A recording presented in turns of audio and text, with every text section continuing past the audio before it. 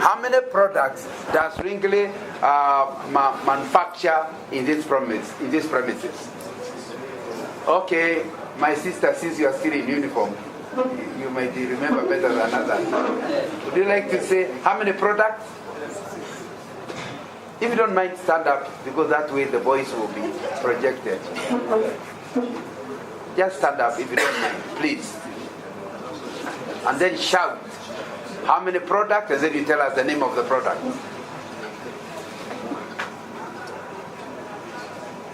Can you hear? No, please, louder.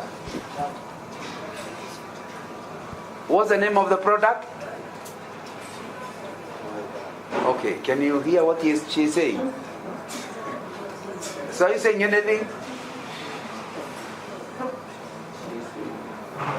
Sure, you manufacture. Are you not involved in manufacturing?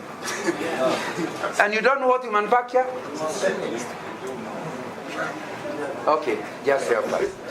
But stand up so that he knows it's okay to stand. Okay, I can say that we are manufacturing a chewing gum, but of different brands. You are all products you manufacture are chewing gum. Chewing gums. Okay, different brands. Number one. We have PK Mentor, Big G. At what? PK Mentor. PK Mentor. The other one? Pepper, Big G. Yeah, Big G. Cinnamon. There are very many. Oh, ETC. Okay. Now, question mark. What is it you manufacture the chewing gum? But what need in a human being are you trying to get? Because you see, if it is not meeting a need, the company is not dead, but you'll soon be dead. Am I communicating? If you don't meet somebody's need, you can cheat him today, tomorrow. After some time, when he realizes you are meeting no need, there are other ways of using money. Am I right? So we need to find out what need in man and women do you meet as a company by producing chewing gum.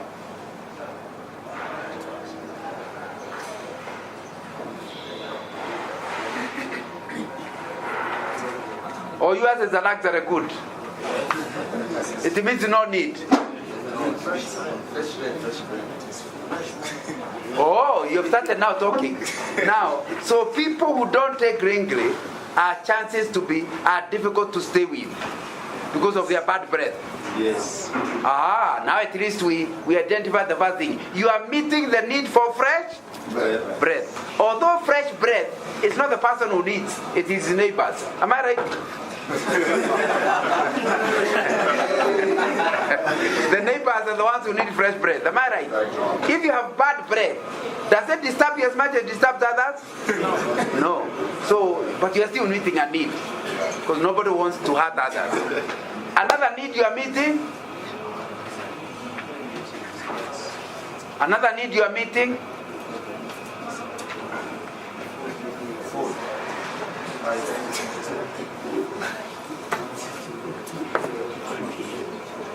So fresh bread, are we at the back?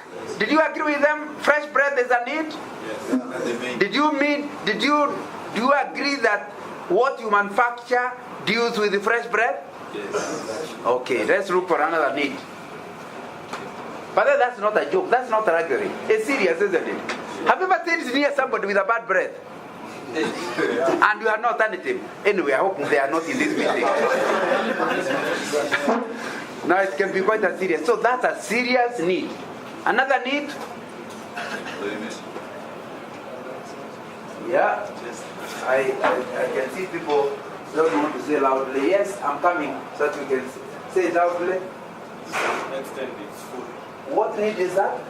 Some extended food. Because this is a manufacturing company. So if I'm hungry, really? Are we in agreement that I can decide not to give you any ugali throughout the day and I just give you Wrigley feedback? No.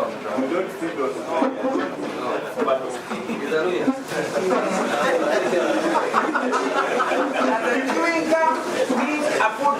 If you are feeling very hungry, it will help you.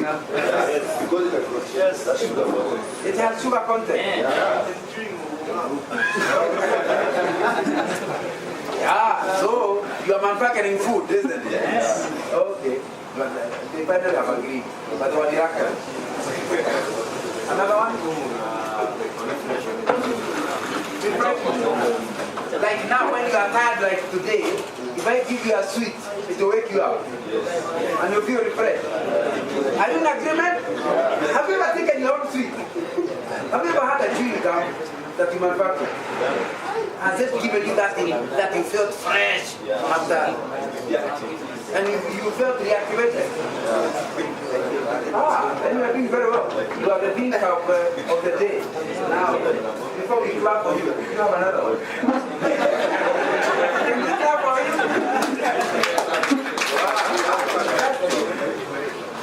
Anybody else? So far we have seen that you are manufacturers, not of chewing gum, but of fresh bread. You are here to give Kenyans fresh bread. Number two, you are here to meet, when people are dying, give them sweets. They might last a little longer. It's a food need, energy need. Okay? And then thirdly, you are here to do what? Just so that. To do what? Fresh bread you have talked about. To get refreshed. To get reactivated, isn't it? So you find a guy so bored, he looks like he doesn't know what he's doing. Just give him a sweet. And you'll be activated. I'm in agreement. Yes. Now, that's a very important subject we are discussing. Let me begin with giving a story of a guy who went, it's a story told in history, and it happened in Europe.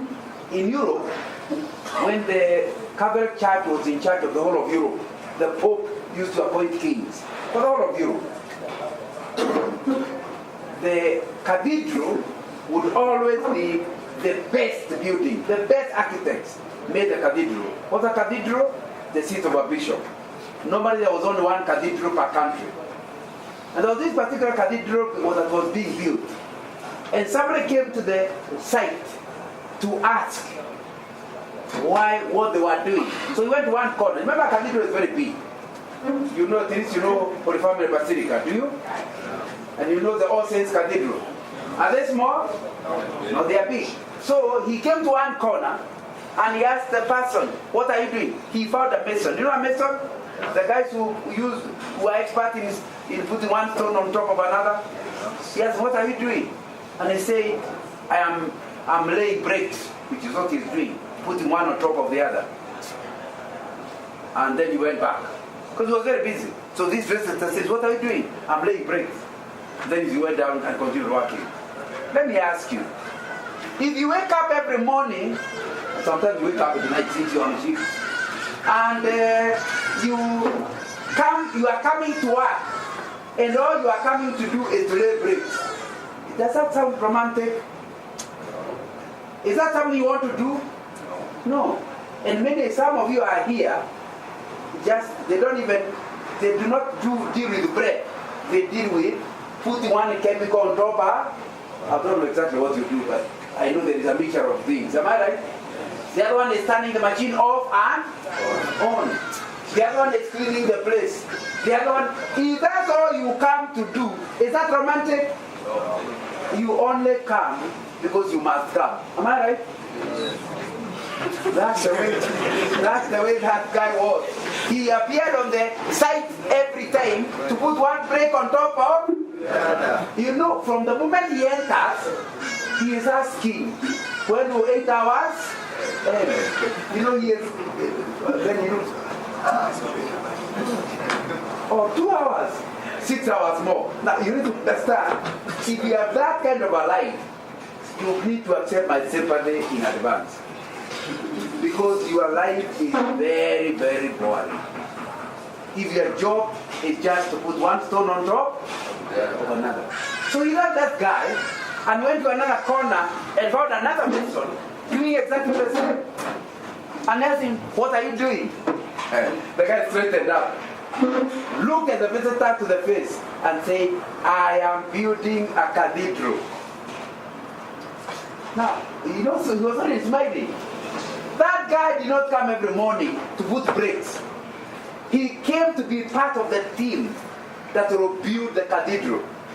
And because there was only one cathedral park in the whole country, it meant in his old age, he will be telling his grandchildren, you see that cathedral?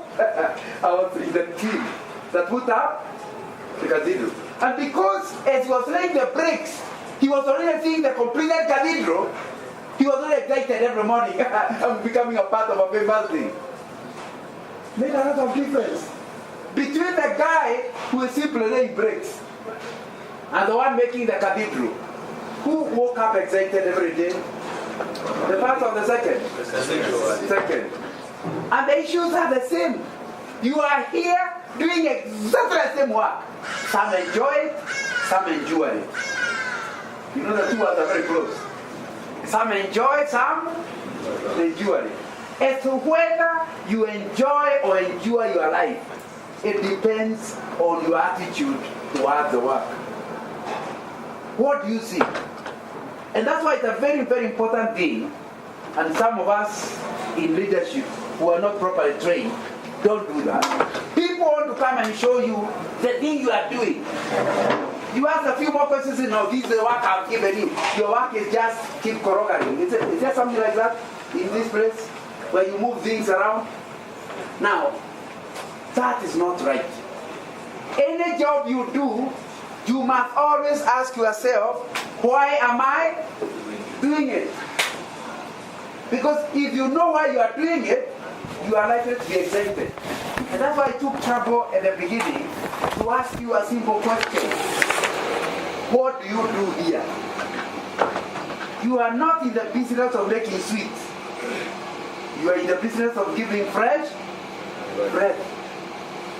And once you think in those terms, then you realize, even if I was not paid a salary, if I can help the country to reduce the number of bad bread, people will give bad bread. I am in a very serious ministry. You know, I'm serving the Kenyans. Are you getting my point? That if this company closes, the whole country will be full of bad bread. Are you getting my point? You start seeing you are involved in something, you are doing something very important to the country. And it will be very important to ask yourself, it's the same thing whatever other job you do. Always go beyond what you are doing and go into why you are doing it. Now, there was a third person. My visitor went to another corner. And then he asked, hey, my friend, what are you doing? Remember that that guy was doing exactly the same. And he said, he woke up with a very big smile and he said, I am preparing to depopulate hell and populate heaven. Remember, all he was doing was laying bricks. But he was not seeing a cathedral. He was seeing the bishop in the cathedral preaching. People getting saved. People stopping being drunkards. People stopping drug addiction. People going to heaven and not to go to hell. So he said, wait a minute. I'm involved in the business of preparing to depopulate hell and populate heaven. So he felt like he is appointed by God to a ministry to help mankind. Between number 1 and number 2 and number 3, who most enjoyed his work? Who most enjoyed his work? Number 3. So the first thing you need to see in your work is, why do you do it? Or what good is it to mankind? Because as soon as you see yourself as being useful to people, you do it. You know, doctors do a very tough job. You know, most doctors earn a lot of money, but they never enjoy it. It can be in the middle of the night, the thing beeps, and you have to run to the hospital because someone is going to die. if you are married to a doctor, you have just to accept that in the most unfortunate time, the thing will just read. And if he is truly committed to his work, he must take off. Am I right?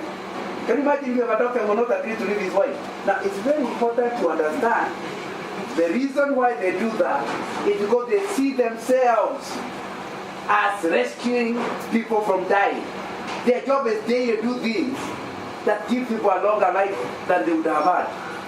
And so, despite the job being very difficult, doctors, many doctors, are very proud about their work. Am I right? Yes.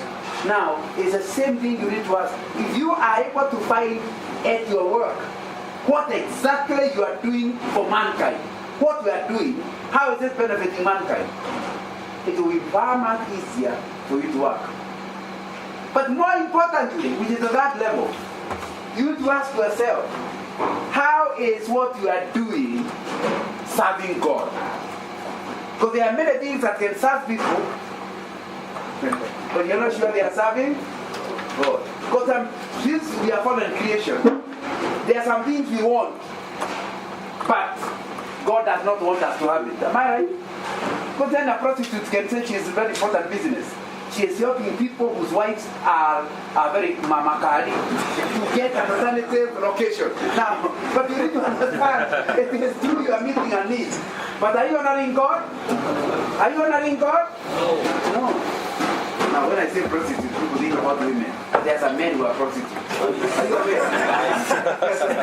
aware?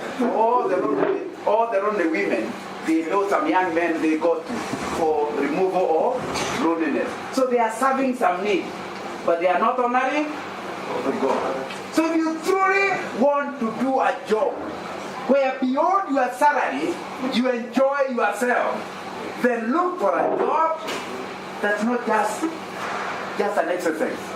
Look for a job that meets a need in people, but also look for a job that brings glory to God. Are we together? Now, unfortunately, manpower has not, I don't know exactly what you do, and I don't know whether manpower want me to say that, but it will be important for you to ask yourself, in your current job, where are you operating on? Because some job, there's nothing you can do, there is nothing that can honor God in it. And that's why I wanted to start with your job and find out whether you really are doing something that honors God. Let me now ask another question. Very important question. Why do you work? No, we are not very into a specific job. Why? You must have applied for a job in manpower. Am I right? Yes. Or they forced you. They came to your mother and said, bring this girl. You must start working. Was it for you? Did you volunteer to come and work? Did you volunteer to come and work? Yes. Yeah, so you have a reason. So now I want to go through a number of reasons as to why Kenyans go to work. Why do they go to work? Okay? Now if you don't answer, I'll go to my think tank. I'm sure you'll have an answer. But before I go there, let's hear somebody else. Yes? I think the main point is to get money. To get money. Yeah. Pesa taslimu. The day manpower doesn't pay you, end of kazi. The reason you come to work is to get money. Okay, so does that represent everyone? That the main reason you work is money. That means if somebody else gives you more money, manpower has lost you. Because the reason you work is money, and the more the merrier. Am I right? Now, if that's the reason, then we understand. Okay, thank you. Another person as to why you work. Yes. Two.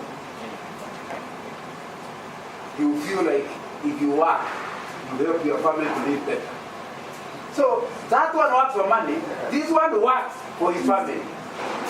So if they all die, that's the end of work.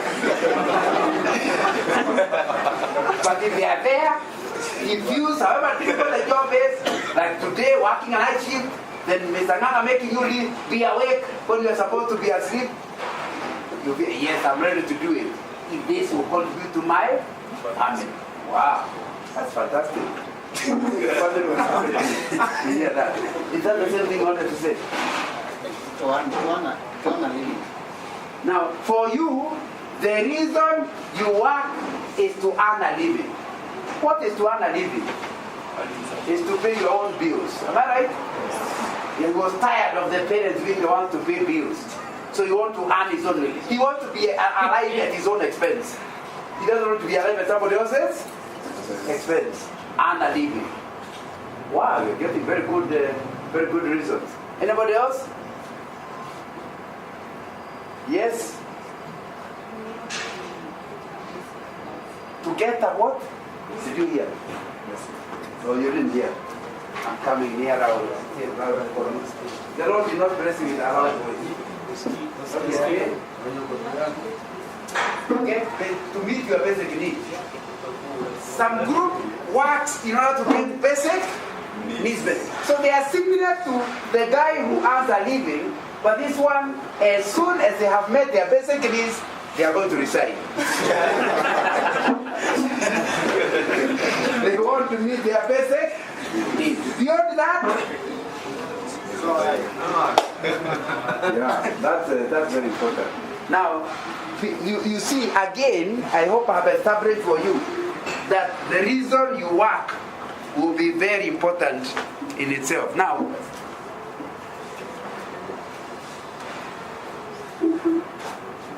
I want to suggest to you that if you are going to enjoy your work, because that's my subject today, about being motivated, enjoying your work, it will be important that you know your life's mission. Your life's mission. Why were you created? Why are you alive? Because when your job is in line with your mission, you are likely to enjoy your job. You feel you are created to. For example, there are people right from the time they are children, they don't like another child crying. You know, one child trying to make the other one stop crying. Have you met children like that? And even when they don't have their own children, they are always trying to do something. They end up teaching Sunday school. They are always interested in children. My friend, if you are that kind of a person, we would have to show you how manufacturing sweets can help children. Because what is in you is, what makes you joyful is to see children being better. You are calling us to children. If that's your mission, if you are doing a job that does not relate to children, what will happen? You work here, then go to run to look for children. It's far much better if in your job you are doing something that helps children. I have written another book called The Christian Professional, and I have a chapter there saying how to discover your life's purpose. And though this one you are getting free, the other one you can get from the shop. My distributor is called Biblica. They have a bookshop in Reinsurance Plaza. You know Reinsurance Plaza in town? If you go at the bottom, you can ask them for a book by John Nganga called The Christian Professional. And it describes how to discover your life's mission. Because our life's mission are different. All of us are created for different reasons. The only thing is, all of us are created to meet a man's need, somebody else's need. You exist for the sake of others. You never exist for your own sake. So it's important to find out which one.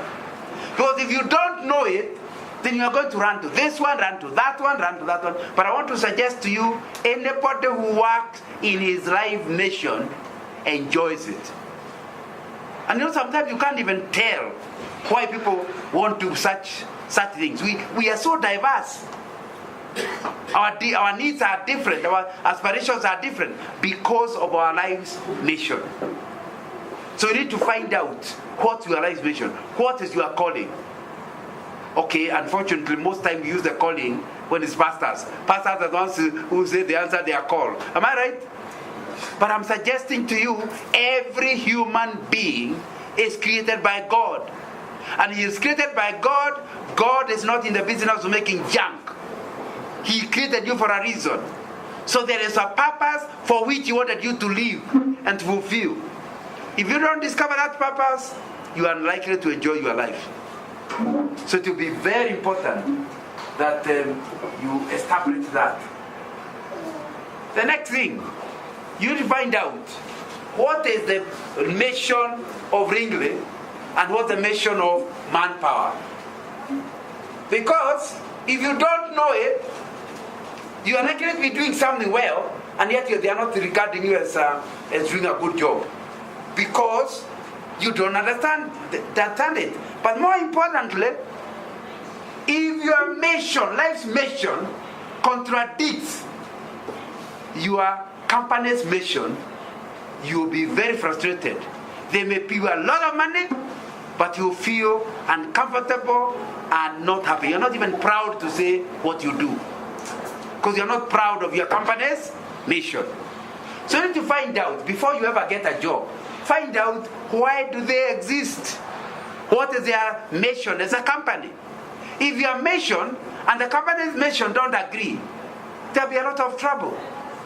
The other day I was buying some shares, and I think it was not shares, it was a bond that was issued. My broker told me there is a bond that he is offering, and it has a very good return.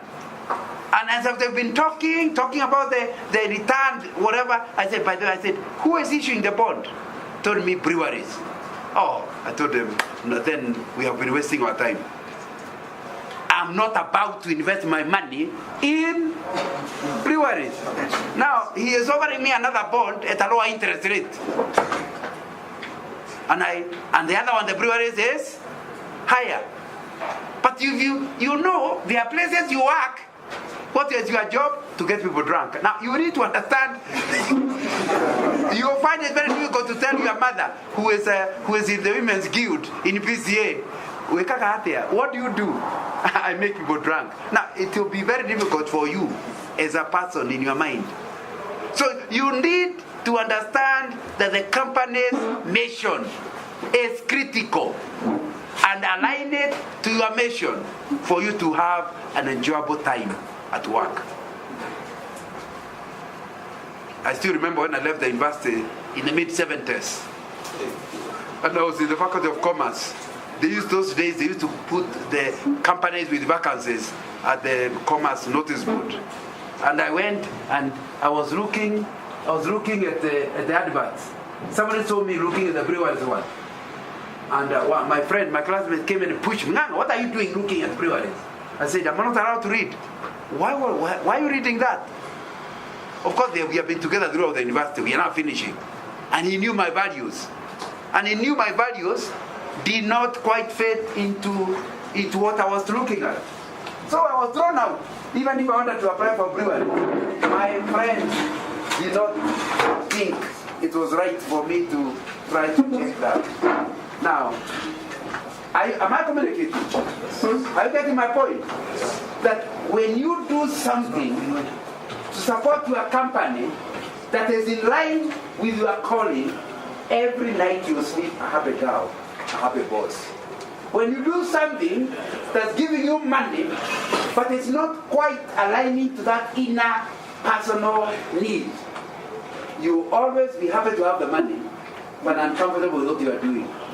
If you truly don't want to enjoy your work, you want to enjoy it, it will be important that you realign yourself. Realign yourself. Now, the third thing, you now need to go down beyond the company's mission to ask for the departmental mission. In other words, you know the Manpower vision, but you need to also understand the Ringley's mission and vision. Are we together? Because you see, or even if Manpower has very good mission, where you are working, are you in line with them? There will still be a problem. And it's important that is done. And it's important that you establish that. Anybody, and I repeat, who does not work within his life's vision and mission will still be okay, you earn the money, but it's very unlikely to enjoy his work. Now, you can see we are getting improved screen. Okay.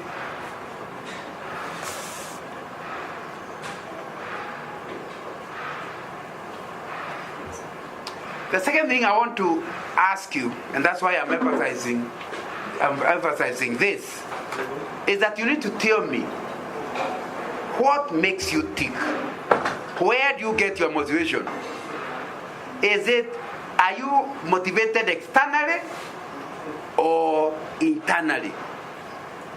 Though there are two ways of getting motivated. Motivated by something on the outside or motivated by something in the inside. And it will be important for you to establish what motivates you, what makes you work hard. Now, if what makes you hard is external, then the external guy can turn you off and on like a switch. Am I right?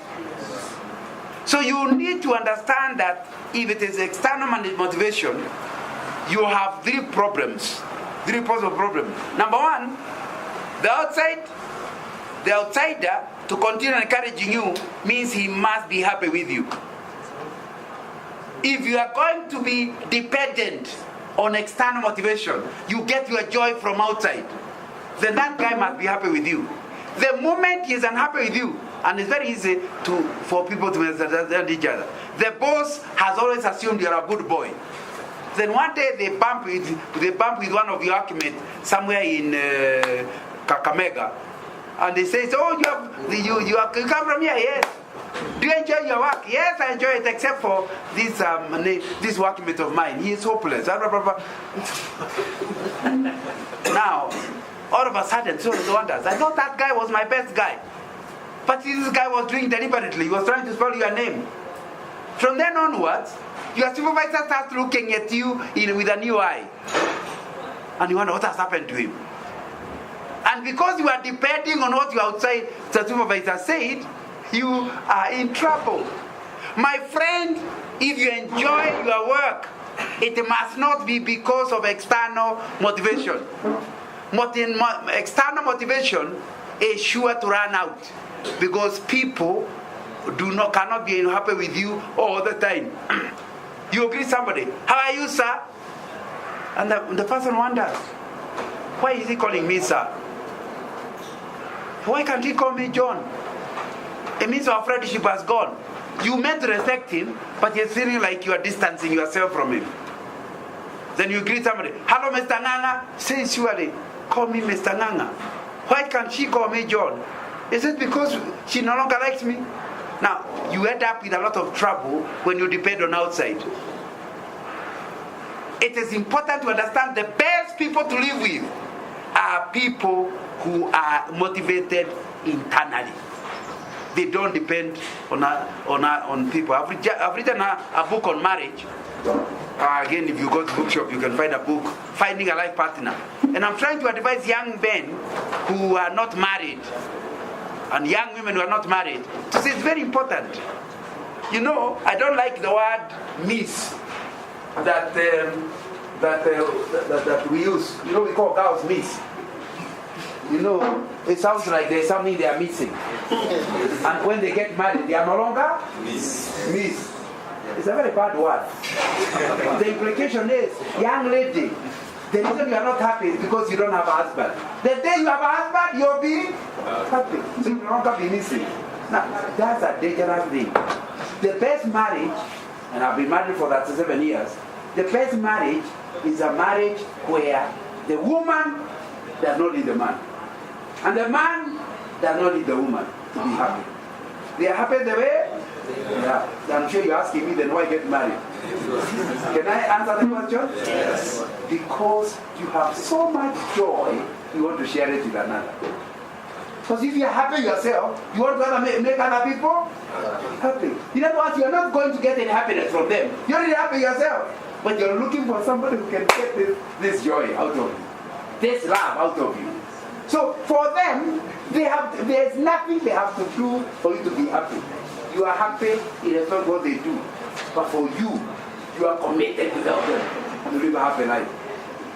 What would happen if your marriage was like that? When your wife is not trying to make you right, you look at me with a bad eye.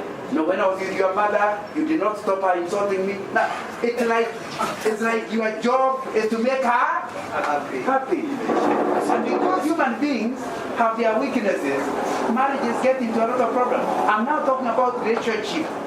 And I'm having you at the center of my discussions. Remember, my theme is enjoying your work. Are we together? That will not be possible when you depend on another one to keep you happy. You need to find out, how can I enjoy my work? And how can I help others enjoy their work? So that you not ask, but nobody's helping me. You don't sympathize with me. Yesterday there was so much work. No, you are not there for their sympathy. You enjoy it without them. Your job is to help them. Am I communicating? Now it's important to understand, and we are not discussing the other people, we're discussing you. If you sit there always wanting other people to help you, they will help you sometimes. So the first thing is, it is dependent on the other guy remaining happy with you. The second thing is, as soon as he thinks he does not like what you are doing, will he encourage you again? No. So if you really on outside motivation, be ready to soon lose it, or be on a roller coaster, up and down, and it will be very important. And the reason is, man is a foreign creature, and nobody wants to be outdone. So it will be important for you to understand that as long as you are trying to get it from me, there will be a time I will be inadequate. And not me. The second reason why it's dangerous it's bad to rely on outside motivation is that it makes external motivation a problem. The reason it's a problem is the fact that man is a foreign creature and nobody wants to be outdone. So when I keep recognizing you are doing better, it might imply I'm doing badly. Like you may be my subordinate, and if I'm talking about how great you are doing, people start wondering whether the boss needs any respect. In other words, I can always encourage you as long as you're not a threat. Once I realize that the boss of the boss start thinking, because I've been talking about how wonderful, I have a staff, this stuff is so wonderful. All of a sudden, they start thinking, so if we fire this one can go out. As soon as the boss sees you as a threat, the Third World War has begun. Am I communicating? Yes. Yeah. So you need to understand that you need a motivation that's not dependent on the comments of your boss. You need to ask yourself, am I fulfilling God's call? If I'm fulfilling God's call, then I'm in manpower. I'm in this employment. It's God's calling. And if it is true God has got me here, only God can take me out. And it's true. If you come to work as a colleague, you listen to God and you came to work, you are not fireable. Is that English? You are not fireable. I keep telling people who want to fire others, be very careful, you might fire somebody. You know, I still remember working for Shell, and one of my bosses, I was a middle manager, I was on the top, and one of my bosses say, you know, two of us cannot work here together.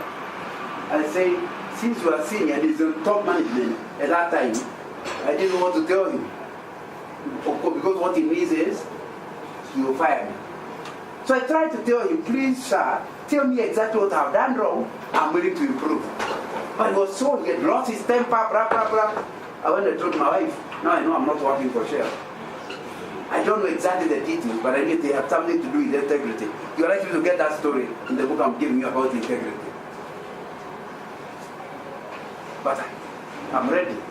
But if you want to frustrate me to resign, I'm not resigning.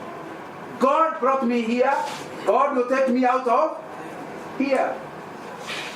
That's more than 20 years ago. Would you like to hear the rest of the story? Yes. That was around June when he told me, "You fired." In August, I went for my leave. And when I was on leave, I was rang by one of the people in Shell to be told, "Hey, you know what? Your post is no longer your post." Where? He has been transferred to another division. You know, he said we can't work together, isn't it? Yeah. And he was right. Only me, I thought it in English. That's not the end of the story. By October, he was out of the company. He didn't like where he was placed, and he resigned. He was right. The two of us could not work together. Now, I keep telling people, when you threaten somebody, you work here over my dead body. Please, that's a dangerous statement. Because if God wants the person there, you must die. And you have to. You are the one who has died for it. You are sorry. Because you need to understand, a lot of us, and I'm going back to what I said earlier, a lot of us think only pastors need a call. You need a call in your job. And when you are doing a job as a calling, it's protected by the one who called you. Am I right? Yes. Those of you are Muslims. Does the Quran promote something like that? She said, no, it is there in the Bible. So it's important to understand what we are saying is that this second thing is a very important thing. That people are jealous by nature. So if you are depending on somebody to motivate you, what you need is to do well, and to do something. Say, we'll cut our wings. Aren't people talking like that? Lazima to reduce to his size. And there's nothing wrong you have done. In fact, the reason they are reducing you to size is because you have done very well.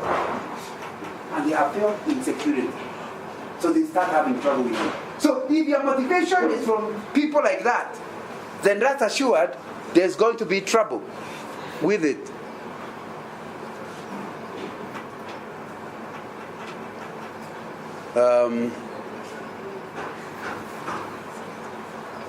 But thirdly and importantly, that external motivation comes from mortal man.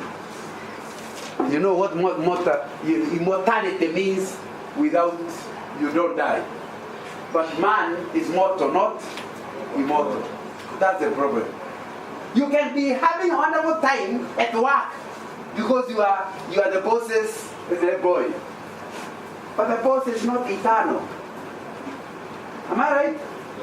Your handicap can just disappear. Am I right? Yeah. So if there are people who have had a wonderful career, then the guy disappears. They are totally destroyed. Have you heard of such things? So it's important to understand, if you are to get motivation, it doesn't matter how powerful your handicap is. A day will come, your handicap may be the minister in government.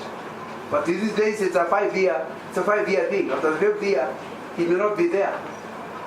He may even be called a permanent secretary. But now we know it's no longer permanent. Am I right? Yes. So it's important to ask yourself. So if you truly want to enjoy your life, it will be important. I'm trying to find out, where do you get your motivation from? Is it external or is it internal? Are those people wanting to come? What time am I supposed to go? After what time? Oh, I should look at that. So I'm supposed to go up to 10:30. Oh, those are not hearing the name. Oh, so I go until 10:30. So I was hearing some noise and I thought a new group is coming, but I'm far from finished. So let's try to go on. So I'm trying to emphasize, external motivation is not something you need. It will not be good for you in the long term. You know, trying to look at various all over the world, asking the same question I asked you earlier. Why do people work? You know, some people say it, and then people say it here. You can see it's international. To earn a living. But I told you the trouble with earning a living, it means the minute you feel you have worked long enough, you have enough money, you don't do it. There's even a very popular book called Rich Dad, Poor Dad. I know people have read it. What is the argument? work and save so that by 40, your money will do, your money will work for you. That means after 40, you can be idle. Because your money is working for you. It's a wrong thing. But we don't work only to earn money. We enjoy working. But that's some reason. That was. The other one said, so that I can take care of my family. But unfortunately, that's a very, children are not part of their, most likely when they say look after the family, mean children. But children are temporary members of your family. Temporary. They are visitors, only long-term visitors. They stay with you for 20 years. But finally, go. If you came to my house, you will not know. You have to look for pictures to know whether I ever had children. They came and went. So you need to understand, if the reason you work is for your children, when they leave and they get good jobs and they are able to work, will you work again? And that's why you find people of my age, sometimes they are in the bar constantly. They have become DDOs, daily drinking officers. And the reason is, kwani unataka nipate nini na pesa?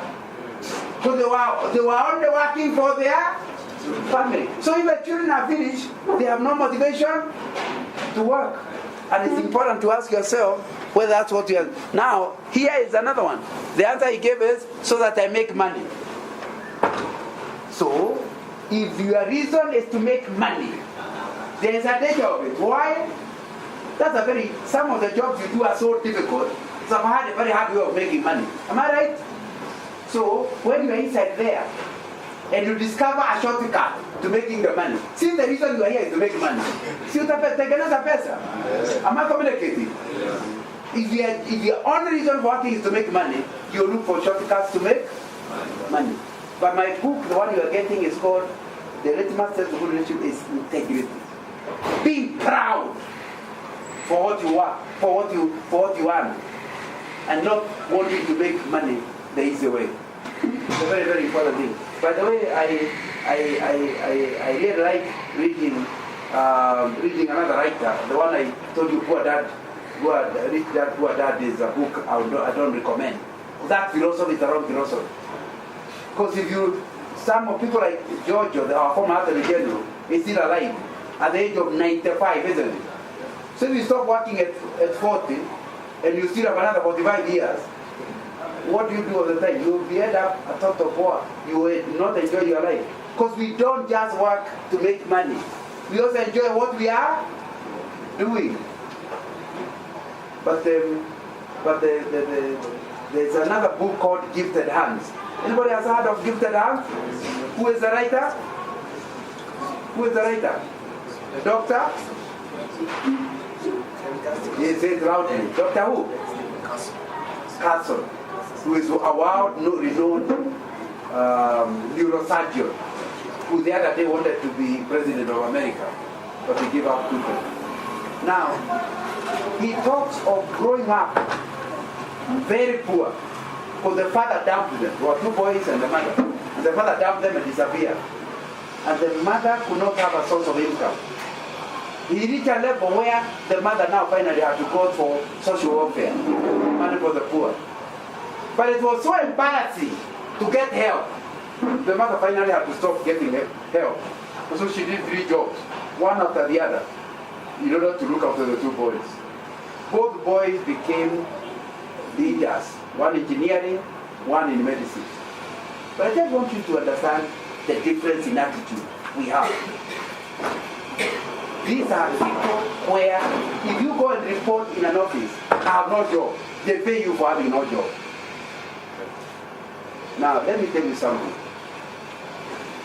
If all of a sudden the government of Kenya says anybody jobless will earn 20,000 shillings, many people earning that 1,000 will resign.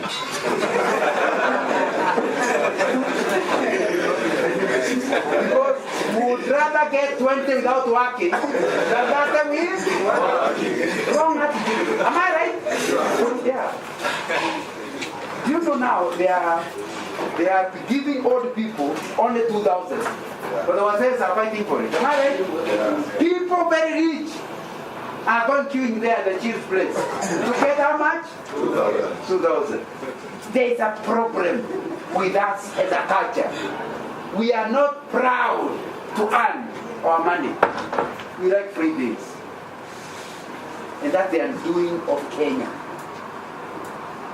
I can tell you, like my book discusses the issue of corruption. Corruption is not desire for money. Corruption is desire for free money. Are you getting the difference? When you get used to doing things without working, you will soon enter into corruption. Because within no time, you will want something free of charge. I consulted petroleum. There was a time there was an accident that killed more than 200 people at Chapwen. You remember the accident? Now, I asked some people I was assisting, he asked some people who were training to do a study on it, read about the accident. The results were very embarrassing. The story goes that the driver who was involved in that accident had loaded a tanker in Mombasa, some 50,000 liters petrol. But as he was going up country from Mombasa, he ate something that disagreed with his stomach. And that meant he was diarrhea. So every few kilometers, he needed to park the car and do the necessary. Now it happens, there was nothing wrong with the vehicle. But it happened when he reached there, he had no alternative. He had to run. So he moved the tanker toward the side, but some of the wheels were still on the tarmac, the other one on the grass. Then he ran to do the necessary. By the time he was coming back, people had walked, you know the way it is on a lower level, the mountain, the hills, they are cultivating. When they saw the vehicle, they thought the vehicle had an accident. So they went to their homes and carried jerry cans and came only to discover there was nothing. They were so disappointed, they started breaking the valves. Because you see, carrying jerry cans, they broke the first valve and petrol started coming out. The trouble with a valve, a tanker valve, is that it's wider than the jerry can. So when you put the jerry can underneath, 3/4 of the fuel is pouring down.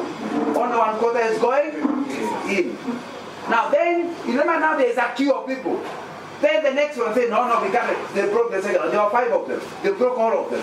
So it became a river of petrol. So people now stopped even fighting there. They started scooping the one that was flowing. If you know something about petrol, there's something they call a flash point. Flash point is a temperature at which something can burn without anybody igniting it. And all you require for petrol to start burning is on a tarmac, there to be a glass. And no glass, when there is sun, the glass gets hotter than the surrounding. Am I right? Yes. So it may be at a higher temperature. All you require is for the petrol to touch it and burst into flame. Then the flame will follow the river, isn't it?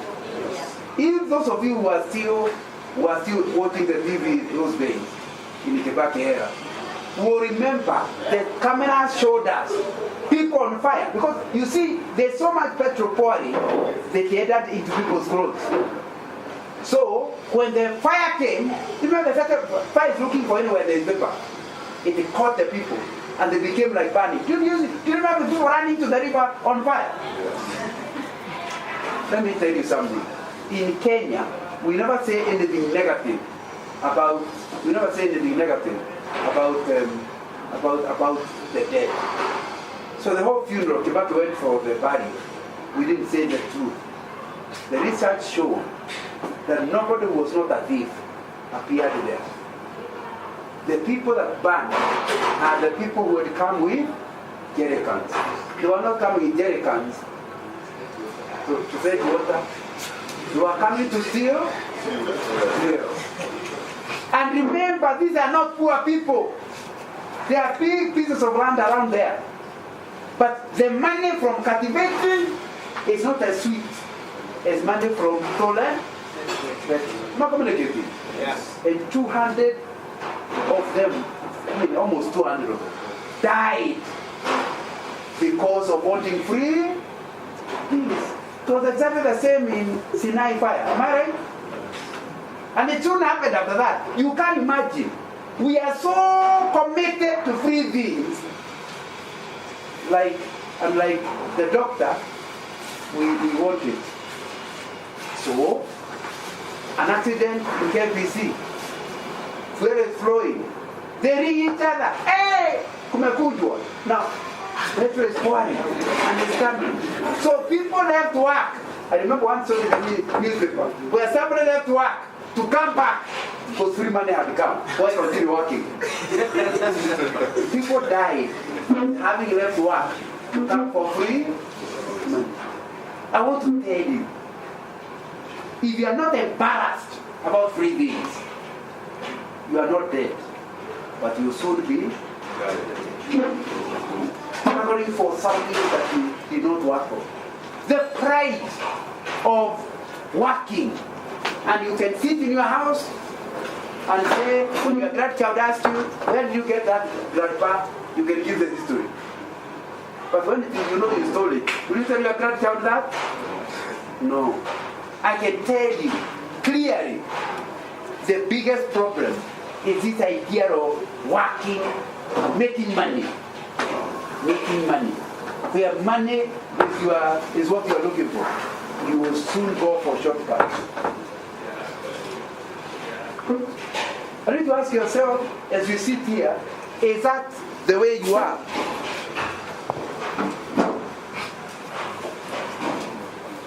You know, people look at work as a necessary evil. In other words, if I know nothing alternative, I wouldn't work. But what do? I must work. So it is a necessary evil. Another one says, it's a way of occupying my time until retirement. Why do you work? To occupy time. What would I do? Si lazima nifanye kazi, kwani nitafanya nini? There is no clarity as to why you work. Another one, sometimes it may even appear meaningless and laborious, and we yearn for retirement when we shall pass time in leisure pursuits. Why can't you make your leisure business? The thing you enjoy is business. The other day I want to say that I enjoy talking to people, and since I retired, I do it quite a bit. And the other day I was very surprised. I was actually in Zambia doing some training. I trained people in leadership. And I got an SMS from a body called SCAC. Never heard of it.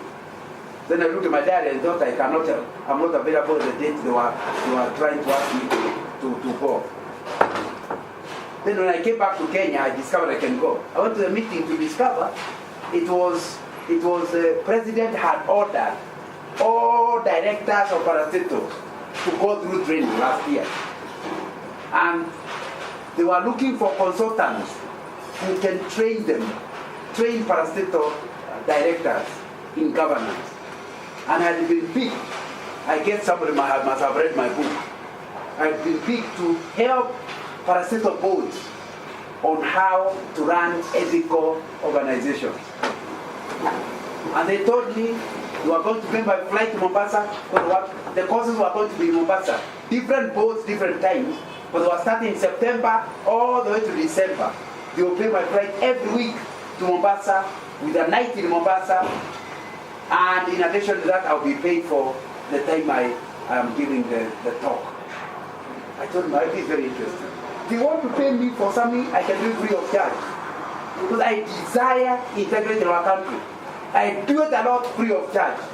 But here they were going to pay me to do the thing that I enjoy. My leisure activity has become my job. Am I communicating? Yes. So that's why it's important to find out what is it that makes you think. Your leisure can become your job. In other words, you're enjoying doing it, you do it you're free of charge, but they're paying you. Let me tell you something.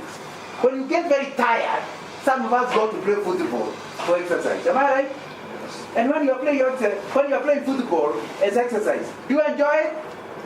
Do you know the others who are paid to play football? For them, they are so tired When was the time end? Same football, same kicking, same everything, but two people have different attitude. So if you enjoy football, you can be paid for playing football. So you have to find out what is it you are made to do. Do it, and you'll not do it just for money. You enjoy doing it. Just like I enjoyed for September, October, November, December last year. Just going to Mombasa and meeting various directors of boards.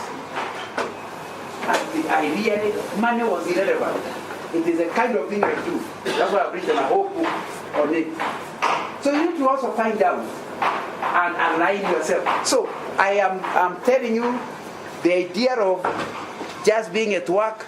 You know, the reason why this kind of thing is the truth in our life is because work is found to be stressful.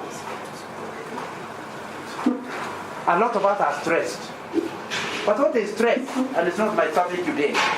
Stress is when there is a pressure from outside without an equal pressure from within.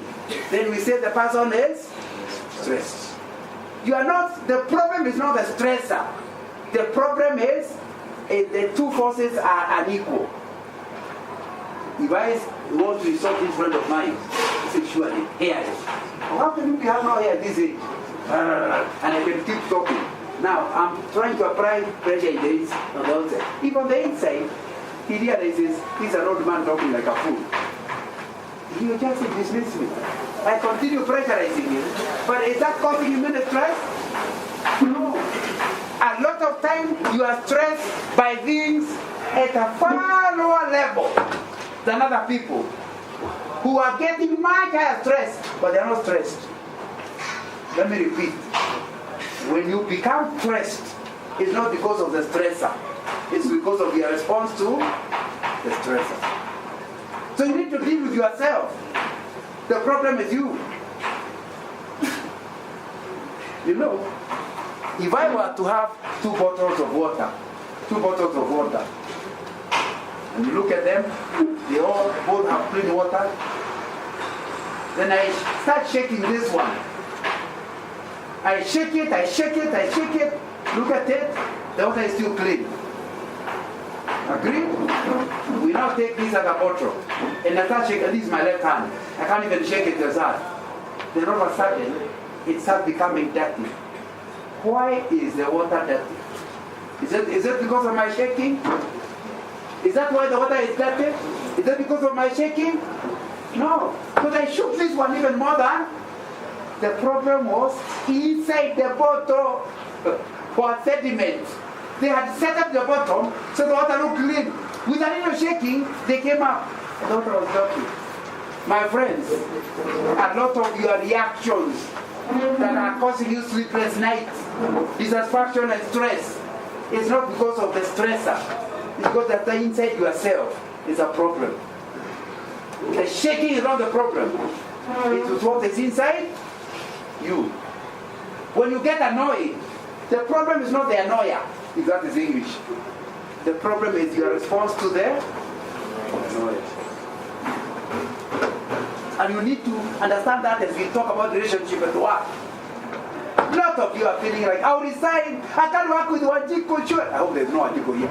Now, Wanjiko is my grandchild. Now, I can't work with Wanjiko. Now the problem is not Wanjiko. Wanjiko for sure is a stressor. But the problem is not her stressing. It's your response to the stress. If you really want to have an equilibrium again, go back and check what is wrong with me. What is annoying you so much? Oh, but she reported me to the boss and it was not true. That is hard doing it. If the boss reacted badly, the trouble is not Wanjiko. It's just a foolish boss you have who listens to one side of the story without trying to find the other side. So Wanjiko is not the problem. It is the boss. And you can deal with the boss. Am I right? You can tell him the truth, the other side of the story. But some people just resign. No, I'll resign. Now, surely, if you resign, then let me give you your bad news. You'll be resigning permanently until you get a pension. Because there will be people, and these sort of people are everywhere. Am I right? They'll be everywhere. You need to make up your mind every time you are stressed. The problem is not the stressor. The problem is your response to the stress. And you need to know, like that guy wanted to fire me more than 20 years ago. And I felt stressed. Then I realized my job in Shell, I can remember praying, asking God for the job. This guy did not give me a job. I got a job because God used some systems and interviews for them to take me. Now, the God who brought me here is the God who will take me out. So I just had the job and I said, I'm not resigning. Now, if God doesn't want me in Shell, why should I insist on being in Shell? Because there must be another better place you want me. Should I remain there? No. So I don't hate you for firing me. Because I believe that it's a way of drawing me to where God wants to be. So I'll not have a problem with you. So you need to ask yourself, when you are getting so stressed, is it from you? So that's the first thing about work. Second issue about workplace. Too much politics in the workplace. Backstabbing, booty leaking, and blame game. Who can tell me what is booty leaking? Are those problems normal problems at work? What is booty leaking? Hey, my friend, what is booty leaking? Ever heard of the statement booty leaking?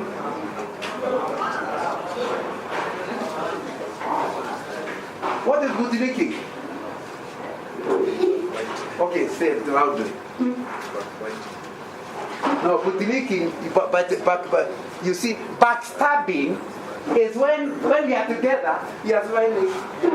I like your work. Oh, I really enjoy it. I'm so grateful to God that He made us work together. Then we go to the boss. By the way, this team is better. If only so and so was not. That is called back. Because when you are facing each other, we are wonderful friends. When you are away, he's the one spoiling your name and wants you fired. And don't tell me that they are not in this room. Now we know you. You are here. You need to stop backstabbing. Am I communicating? Yes. It's a terrible thing. The other one is called booty leaking. What is booty leaking? Booty leaking is whenever the boss is passing, you say, boss, can I shine your shoes? They even go down to the boot. So they're almost leaking. They're almost actually leaking the boot. You know how to make the boot better. Are you understanding now booty leaking? They are the ones who are always available to the boss to tell him stories. Some of them manufactured, but some might be true. Now, that is called boot leaking. And of course, the last one is blame game. Even when they have done something, they do not accept their responsibility. That's one of the greatest weaknesses. Because if you don't accept and you're human, we all fail. If you can't accept what has gone wrong, can you correct it? No. Every time something goes wrong, you are looking at who to blame.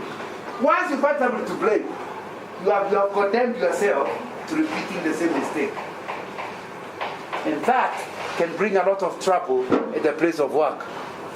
Let me tell you, backstabbing, booty leaking, blame games is not a big issue for 3 reasons. Number 1, if you have good systems or performance management and performance appraisal, all the stories, when they are measured against performance, people will discover you are a liar. The booty leaker, the backstabber, and the blamer will turn out because the performance will disapprove them. Am I right? The third one, he can't lift anything. Then actually you measure how many he has lifted. That's the first problem. The first thing, don't worry about booty leakers. Even if you leak the boot, when you measure your performance, all will give you high marks is for leaking the boss's boots. But that's not why you're employed. You have a real reason you're employed, isn't it? And it will not prove out well with you. Second thing that you need to look at why you should not be bothered by this problem work is the fact that, very, very important, God has called you to the place. Are we together? And irrespective of what the Budlikas do, you will not leave employment until God's time. Not communication. So Budlikas, let's continue leaking the boots. Backstabbers, let's continue stabbing the backs. And blamers, let them continue forcibly blaming you. You will still be there. By the time they have, glory. The third reason why they should not worry you is that bootlickers, generally speaking, are not good workers. That's why the only protection not to get fired is to become the boss's vicarious. You know, that's what I mean. That's why they are doing that. Now the trouble is, since that's not a job they have been given, within no time, the truth about them will be known. They will now not be fired by you. You don't have to say anything. Their work will fire them. So should you be afraid of them? No. So don't let it stress you. Another one is compensation at work. It's another. We are describing the things that cause you not to enjoy your work. Compensation at work. I think we need to become out very clear that you can't stop competition because you are not in charge of others. But I recommend to you, stop competing against others. Compete against yourself. In other words, keep performing harder and better every year. Not so that you beat somebody else, but so that you beat yourself. The best person to beat is yourself. Now, I went to Form 1. I did my KP in 1967. Yeah, I know some of your parents were not born. But so I went to Form 1 1968. It will be 50 years next year, but one. Now, do you know from that year, nobody has ever given me a possession. The last time I was given a possession in class was in 1967. I found a Mzungu headmaster who said there was no reason for students to compete against each other. Compete against yourself.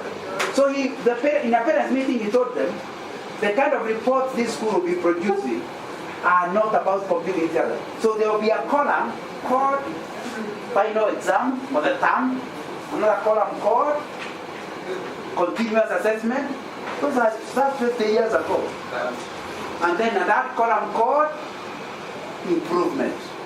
The third column was a comparison of your performance this term against the previous term. So if you got an A first term and you got a B second term, your improvement will be a D. Because you are going downward. If you got a D first term and a C second term, your thing will be an A. Are you getting the point? Yeah. And the parents were told, you know the first two columns, they don't matter. What matters is the final one. Because if a guy has an A and on his way down, you have no where you reach. You have no idea. You need to deal with him seriously. Because if you have a D, it means you're on your way down. So the parents were told to be tough with us because of that column. So, but if you have a D and then a C, you're on your way up. Those are the people you should congratulate. Buy them gifts. But somebody with a B who used to have an A requires some appreciation at the back. You know? And then it makes no sense. Papa, why are you beating me? My sister had a C, I had a B. Says you were told not to look at the C and the B. Look at the that corner. Am I communicating? Yeah. And it taught me. But the way the trouble was, whereas other people, when they went home, were talking about I was number 1, I was number 2. Now me, I had no idea what number I was. But when I was at Form 3, the headmaster introduced something they were calling Honor Society, the society of the performers. And you could enter it through social work, or through some games, or do academic performance. Do you know I was selected for academic performance? And I wondered how. Because I used to think I'm doing very badly. You remember I'm just looking at myself. There's nothing to compare with others. But I was told that I was to enter the honor society for academic performance.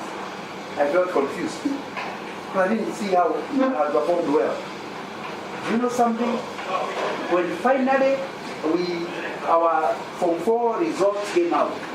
Because you see, I don't know my position throughout the 4 years, but the newspaper in those days, the Nature newspaper used to print the result of the whole country for Form 4s, because we have very few high schools.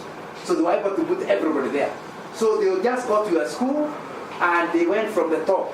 First division, second division, third division, no division. Now, you need to understand. Out of a class of 105, I was in the top 5. That's when I discovered the thing was true. In fact, when I finally became a parent myself, I told my children, I cannot give you a mark for being number 1 in the class. So for them, you are becoming number 1. I said, I have to organize my own performance management system, like the one I was taught by my headmaster, Mr. Free. So we would sit with the children, have three. We would sit with the children calculating improvement. And the prize for my 3 children would always be for improvement against last. What does that mean? If you are very clever, you are number 1. It's very difficult to improve beyond that. If you are very weak, you are likely to get prizes regularly. Am I communicating? Because you see, we are not talking about what number you became or what marks you got.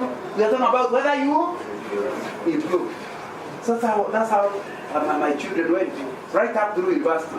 I always say, let's not worry what you got this semester. How does it compare with what you had the previous? And I'd like to encourage you, if you want to enjoy your work, stop competing against others. Because if you compete against yourself, it will lead you to the top anyway. Am I communicating?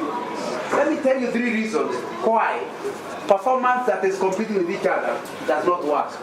Number 1, can I start from number 1? We are not created the same way. We are all different. How can we compete? It's not possible. God created us different. Our gifts are different. Our interests are different. So it is meaningless to compete. If you want us to compete, chonga us the same way. Once you are properly the same, tell us to compete. But we are different. Some of us like writing reports, others write practical work. Am I right? So the fact that I can't do practical work does not mean I'm not good. It just means that's not my area of calling. Okay, my point? So don't start beating yourself because you are not good in a certain thing like somebody else. There is something you are better than them in another area. Are we together? Yes. So don't, that's why I read a book. If you ever get that book, I would encourage you to pick it. It's called The Element. The Element. Just Google it up. The guy is arguing very clearly that the IQ is a meaningless thing. So remember, he's a PhD guy, a lecturer in university, but his IQ is meaningless. Because most IQs are only measuring academic ability. But others have gifts in other areas. So you can't have an IQ only for one area. You need an IQ for musicians, an IQ for artists, an IQ, the IQs will be different. So instead of one IQ, there needs to be different IQs. That's why many people whose IQs are low have ended up to the very top. Give you an example. Churchill. Ever heard of Sir Winston Churchill? He was the Prime Minister of Britain which years? During the Second World War. Now, somebody went to his primary school to see what the teacher thought about him. You know what they wrote in his report? Playful, will amount to nothing. They stopped and went to the next school, I think high school. Playful, will amount to? All teachers were in agreement. This boy is going nowhere. But he is credited with the end of the Second World War. Because in the Second World War, it was not mathematics, which was very easy. It was not biology, which it required somebody with a voice that will bring peace to the people that are disturbed and courage to those that were fighting. And we got it. So in that IQ, it was taught. Is there one in school? Am I communicating? Yes. So the first thing why you should not sit there comparing yourself with others. You are not the same with them. You are good in your area. The critical thing is work hard where you can work hard. Are we together? Yes. Second problem of comparing yourself with others is that there always be somebody better than you. So if you are good, it's like you want to own a car, and you really are praying that God allows you to get a car. Then you finally get a car. You feel so good, you drive to your home area just to show your mother. I also have a car. And you feel so happy until on your way back, you pass through Chumi and Park. When you come, you realize your car is the smallest. You can't go home that day because although you have a car, it's rather small.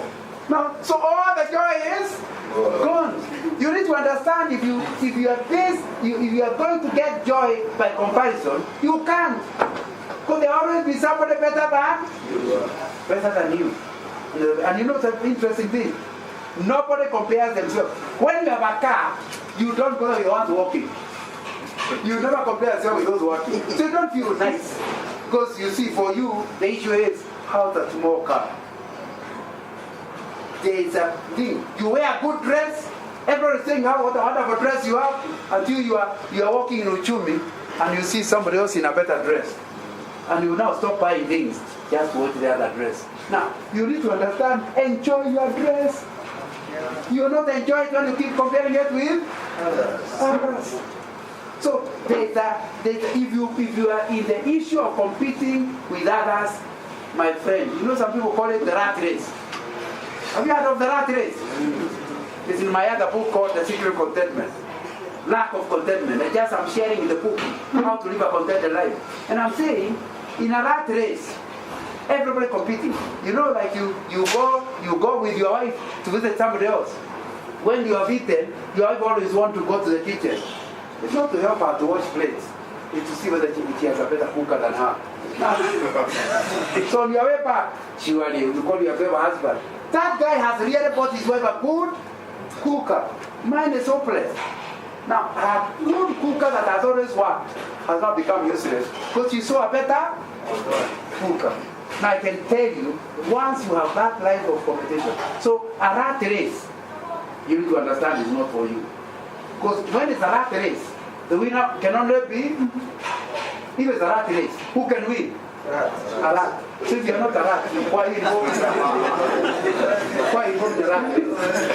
It's a very important thing. Thirdly, an important is to why competing with others is not a very good thing. Is that we are involved in different activities. Our callings are different. Earlier we talked about the gifts. Our callings are different. That's why it's very difficult to say this guy is more successful than this one. Why? I would have us all to find out what is your calling, what is calling. You know, Steve Covey wrote a book called The 7 Habits of Highly Successful People, saying that it is not just important you reach the top of the ladder. It is important to find out which wall the ladder is lying on. You know, you are on a ladder, and you are climbing, and you start laughing at others because they are down at the bottom. They are going up so slowly. When you reach the top of the ladder, you look the other side, and you discover that's not where I wanted to go. You have to come down and go to look for the right wall. When you finally find it, the others will be at the top, you will be at the because you are too much in a rush not to identify the right wall. So it's critical. You understand that comparison. You may be saying that, hey, that guy has gone up, but he's going up on the wrong wall. So that's why comparing yourself in competition. So you need to handle that at work, and I hope it will certainly help you. Now the other one is pressure to deliver and succeed. Now, my suggestion to you is discuss with your boss your performance criteria. How do you measure your performance? Then, like I said earlier, ensure you do your best. Why should you work hard at whatever you're doing? Again, for 3 reasons. Number 1,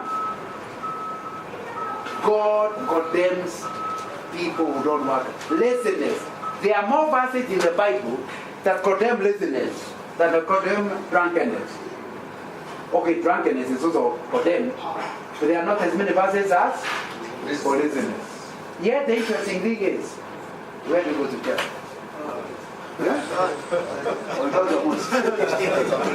Okay, where you go to church? If a drunkard came, I'm sure the ushers will want to be. Am I right? You'll be taken out. But seated in the same church are many lazy people. Nobody is taking them. Yet the Bible condemns laziness more than drunkenness. Okay, the point. Yeah. So in hell, there'll be people, and I guess I've also been locked up in a cell. No, when you're locked in a cell, you ask each other, why are you here? And you, why are you here? I guess in the same way, people are going to ask each other in hell as they are panic. Why are you here? Oh, me, I was such a drunkard. I was a DTO. And you, why are you here? I was lazy. You'll be in hell. Same temperature. It will not matter. One was lazy and the other was a drunkard. I'm telling you, the reason why you need to work hard is that God gave you ability and expects you to apply your ability to the extreme. So why do you work hard? Number 1, in order to please God. We are talking about pressure to deliver and succeed. So the critical thing is, are you doing it in such a way to please the Lord? You can cheat your boss, you can cheat your spouse, but you can't cheat God. And He condemns laziness. Number 2, why you must work hard is for your own good. Even if the other people are saying you're a failure, there's a time people say you're a failure, but you know you did your best. What happened? Just ignore them. I'm happy with what I did. So there's no joy greater than doing a good job. Nobody tells you it's good, but you know it is good. You feel very nice. Am I communicating? So the reason why you work hard is that people may be congratulating you, my friend, telling you what a wonderful guy you are, and it just sympathizes them. But you know you could have done better. So although they are congratulating you, you don't feel happy about it. You know, a story is told. I hope you like stories. Do you like stories? Now I'm struggling to make you keep awake. So far I've succeeded. Nobody seems to be sleeping. Now, can I tell you the story? Yes. This boy was what we call a child project. A pianist at the age of 9, he was having concerts where people would come from all over. On his first concert at the age of 9, he was on the piano, playing. When you look at the size of the boy, when he finished the first song, they are called recitals, everybody stood up and clapped for a long time. But the boy was seated there, looking unhappy. They sat down. He played the next one. Again, they were more excited. At the end of the concert, people came running. What's wrong with you? We are so happy with you, and you look so unhappy. Are you not happy that we are happy? What's wrong with you?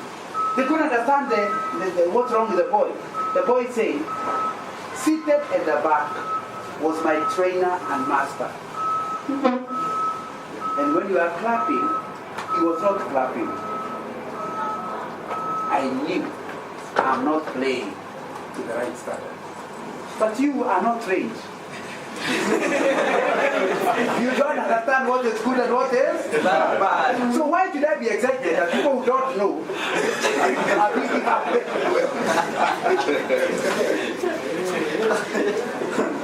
It's exactly the same. You don't excite them because people who don't know say you have done well. When the one above says you have done well, there is true excitement. Okay, you my point? Yes. So you need to work such that you know there is no way you could have done a better job. you have done the very best. Now it doesn't matter who thinks what. You already may tell you are useless, hopeless, going nowhere. But you're not lacking in sleep. Because you know you stay by with her. She's talking out of ignorance. She doesn't know the truth. The real who sees you in secret knows you did your best. Not complicated. So when you work like that, it just means nobody can pull you down. You are happy, you rejoice. Remember our topic is enjoying your work, not enduring your work. And it will be important to understand. So that's something that you have to deal with. So don't let there to be pressure. Do your best voluntarily. Not because somebody is pushing you, but because you yourself cannot allow yourself. So, thirdly, why you need to be careful how you handle work. It will be important that you understand the result that you are not lazy. Not just because you do not want to displease God. Not just because, but thirdly, you work hard because it fulfills your mission. In other words, there is a need you are meeting. In Wrigley, the need is fresh bread. So you work hard because it's helping to meet the fresh bread. And it's important to understand that. Now, unfortunately, my time is gone. The other thing you're saying is competition for top place in the pyramid or consuming even at times unhealthy work relationships. But my time is up. I want to give you now time for discussion. We have just a few minutes for us to talk about why we don't enjoy work and see how we can deal with the issues. So anything about work, you are allowed to ask. I was told to stop at 10:30. So I don't have a lot of time. It's only in churches where you're not allowed to answer pastor questions. This is not a church. There may be something I say that was confusing. I should clarify it. Or there may be something I say you disagree with. Or there's something I said and you liked it. It helped you. You can actually just make a comment. It doesn't have to be a question. You can make a comment.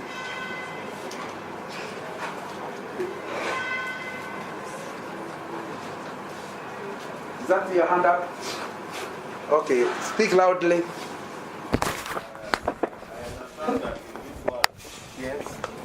there are two main things that are supposed to be feared. That is hunger Yeah. and God. Yeah. Can I be right to say that we work to eat also? You work To eat. to eat. Yeah. Okay. That's the same as what we call we work in order to earn our living. Are we together? Living is food. So that is already covered. And we say it is not a good reason to work. Why? According to Maslow, you have heard of Maslow's hierarchy of needs. It's at the lowest level. People who operate at that level are going nowhere. You only work to feed yourself. How much money do you require to feed yourself? Wow, You don't require a lot of money. You can work half a day per month and still sometimes be able to survive. So what do you do the rest of the day? So you are right. But you are saying you need to go beyond it. what I'm trying to say is, Yeah. it's not just a matter of people. Say it in different words. Don't use those words. Use a different words now. Okay, getting satisfied. With food. Yeah, with food, with also other things that you want in life. Yeah, but then, even that you get within no time. Whatever it is you need, you will get it. Then what happens? Oh, I want to get a plot. You get it at the age of 25. Then what do you do for the rest of the time? You require something. I'm in my mid-60s now. You require something that will make you enjoy work until death comes. Not communicating. By the way, the Bible has nothing like retirement. Nobody ever retires. Don't retire. Instead of retiring, you get new tires. And no transporter will buy new tires for a lorry to park. It means there's another journey, isn't it? Yeah. So when I left the Shell, I got new tires. So I'm now doing another journey. So you don't retire, you get retired. Instead of retiring, you get retired. And so you enjoy your life. Some of the people who retired with me are old drinking daily. Now, when you have nothing, the only reason was to meet your needs. The needs are all met. You are satisfied. But you don't live for yourself. If you have a mission, the mission has to do with helping others. So therefore you'll never, until you die, have done what you are called to do. Because what you are called to do is wrong enough until your date of death. Okay. But that was a very good question. You want to say something? Okay. Anybody else?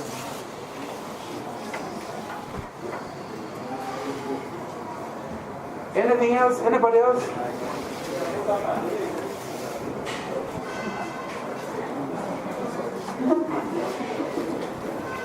That one more frustration, since you are not asking the question.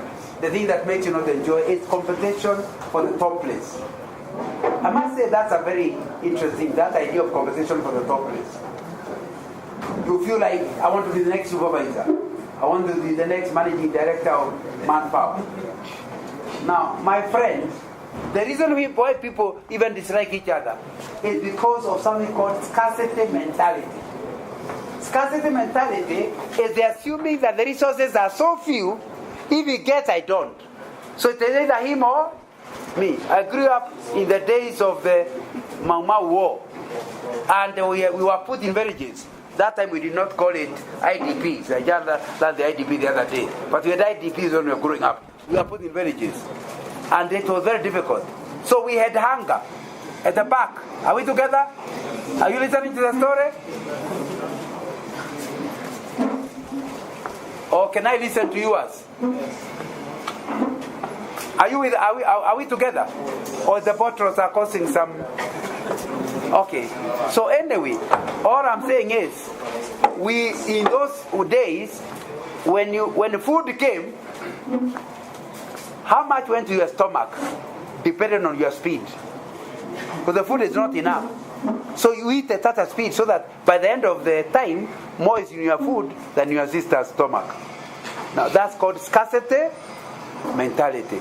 Unfortunately, even up to now, there are people seated here who believe that somebody else cannot do well unless they are doing badly. So whenever somebody does well, they assume they'll do badly. That's scarcity mentality. But that's not true. It is possible for manpower to do so well, get so many clients, and they'll require all of you, the whole class, to become supervisors. So instead of kuonea wivu, the supervisor here, why don't you work hard such that the manpower performs so well, clients will come from every direction. Clients will come from every direction.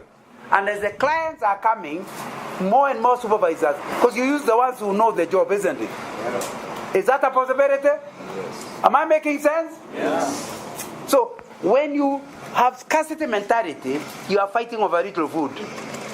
Why don't you make the cake bigger rather than fight for the small cake? Are we together? Yes. And that's what we are saying. That the top doesn't have to be one place. There can be tops in many places. The other one is, work must not be all-consuming. You need to have work-life balance. Maybe at another time, we'll take that as a topic. How to balance your work and your family. You know, although I say there is one calling, I have another book called A Leader's Source of Influence, and I say it's not one calling. You have many callings. My brother, if you are married, you are called to look after your wife. If you look after sweets, are they called, what do you call it, chewing gum, and you don't look after your wife, are you a balanced person? No. So don't let one thing become all consuming. it is important to be balanced. See that there is time for going to church or the mosque. There is a time for looking after your children. There is a time for working. All of them must get allocated time. If all your time is at work, you will soon be dead. Am I communicating? So it's important, it's very, very important that you find a way of balancing yourself. And therefore, the final one, you must not allow your working place to become unhealthy. Why does your workplace become unhealthy? So far I have said, you are the problem. You are the one who makes the place unhealthy because of your response to what others are doing. But it can be unhealthy mentally. When you are stressing yourself, it can be unhealthy physically. But it can also be unhealthy spiritually. You must create a time where, in a place of work, where all the three are looked after in a proper way. Any question now?